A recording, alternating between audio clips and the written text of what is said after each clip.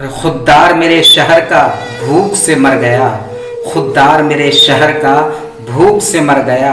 Ration तो but रहा था लेकिन फोटो से डर गया। इस लॉकडाउन की वजह से लोग कितना परेशान हैं, हम भी परेशान हैं, आप भी परेशान हैं, लेकिन हमसे और आपसे ज़्यादा वो लोग परेशान हैं जो रोज़ कमाते खाते हैं। सोच कर देखिए कि वो लोग कैसे अपने बच्चों को खिला रहे होंगे। अगर अल्लाह ने आपको इस काबिल बनाया है तो उस तक पहुँचिए, खाना पहुँचाइए, दवाई पहुँचाइए, जिस चीज़ की ज़रूरत है पहुँचाइए। इंशाअल्लाह अल्लाह ताला आपकी गैब से मदद फरमाएगा।